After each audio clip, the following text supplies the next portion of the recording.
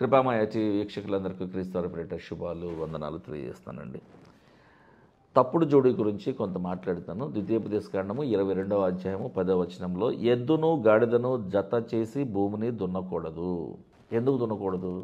ఇదెందుకు తప్పుడు జోడి అవుతుంది? ఇదెందుకు ఒక ఫాల్స్ కపుల్ అవుతుంది?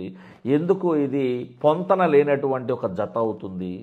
ఎందుకంటే గాడిద యొక్క బలం వేరు, దున్న యొక్క బలం వేరు. So these two animals are different by their nature, by their strength, by their outlook. Two different animals. ఇక్కడ వేరే వేరే బలం ఉన్నది, వాటి సైజులు వేరే ఉన్నాయి.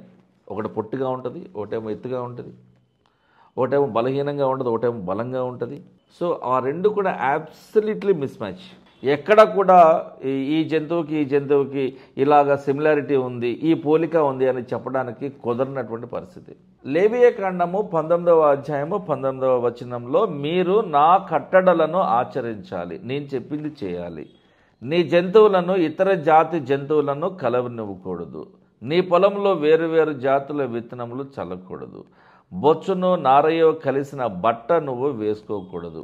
జంతువులను మనం పెంచుకునే విషయంలో, పొలంలో ఏ విత్తనాలు వేయాలనే విషయంలో, ఎలాంటి దుస్తులు వస్త్రములు ధరించాలనే విషయంలో కూడా, ప్రతి విషయంలో దేవునికి ఎంత ఇంట్రెస్ట్ అండి. నువ్వేం చేయకూడదో చెప్తూ ఉన్నాడు దేవుడు. చూడండి, ఏం చెయ్యాలో అనేటువంటిది తక్కువ చెప్పి, ఏం చేయకూడదో, ఎలా చేయకూడదో, ఒకటి చెయ్యక ముందే నువ్వు ఇది పాపమని ఎలా తెలుసుకోవాలో.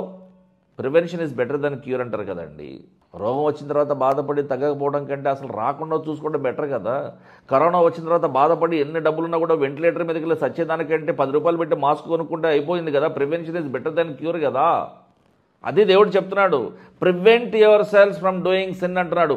పాపము చేయకుండా జాగ్రత్త పడండి అని చెప్పడానికి బైబిల్ ఇచ్చారండి మనకి. బైబిల్ అంటే ఏమనుకున్నారు? దేవుని మనసే బైబిల్. దేవుని అర్థం చేసుకోవడానికి దేవుడు మనకి ఒక మాన్యువల్ ఇచ్చాడు, యూజర్ మాన్యువల్ ఇచ్చాడు, రీడర్స్ గైడ్ ఇచ్చాడు. ఆ రీడర్స్ గైడ్ పేరే దేవుని మనసు, దాని పేరే బైబిల్. ఈ చిన్న బైబిల్ మనకు అర్థం కావడంలా జీవితాంతం చదువుతూనే ఉన్నా. ఇంతవరకు ఒక పట్టాన నాకు ఇది గుర్తుంది అనడానికి లేదు, ఈ రిఫరెన్స్ నాకు బాగా తెలుసు అనడానికి లేదు. అన్ని విషయాలు ఉన్నాయి అందులో. పౌలు గారు కొరింథీ సంఘానికి రాసిన 2వ పత్రిక 6వ అధ్యాయం 14 నుంచి 16 వరకు రాస్తున్నాడు. మీరు అవిశ్వాసులతో జోడుగా ఉండవద్దు. తప్పుడు జోడి గురించి మాట్లాడుతున్నాడు. చూడండి, నీతికి దుర్నీతితో ఏమి సాంగత్యము, వెలుగునకు చీకటితో ఏమి పొత్తు, క్రీస్తునకు బెలియాలతో అనగా దయ్యముతో సాతానుతో ఏమి సంబంధము? మరి అవిశ్వాసితో విశ్వాసికి పాలెక్కడిది? దేవుని ఆలయమునకు విగ్రహములతో ఏమి పొందిక?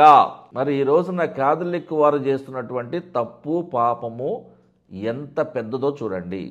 దేవుని ఆలయమునకు విగ్రహములతో ఏంటి సంబంధం అన్నప్పుడు, ఎందుకు మేరీ మాత విగ్రహం ఉండాలి? ఎందుకు యేసేపు బొమ్మ ఉండాలి? ఎందుకు బాలయేసు ఉండాలి? బైబిల్ స్పష్టంగా చెప్తుంది కదా వద్దు అని. మరి వీళ్ళు ఎందుకు చేస్తున్నట్టు? ఇది బైబిల్కి వ్యతిరేకమే కదా, ఇది లేఖనాధారమే కదా, కళ్ళున్నాయి కదా, మనం గుడ్డి వాళ్ళం కాదు కదా. మరి ఎందుకు అర్థం కావట్లేదు మీకు? అన్నిల పారంపర్యాచారములకు, వారు చేస్తున్న దరిద్రానికి, వారు చేస్తున్న విగ్రహాల పూజలకు, మీరు చేస్తున్న దానికి ఏంటి తేడా? దేవుని ఆలయమునకు విగ్రహములకు ఏమి పొందిక?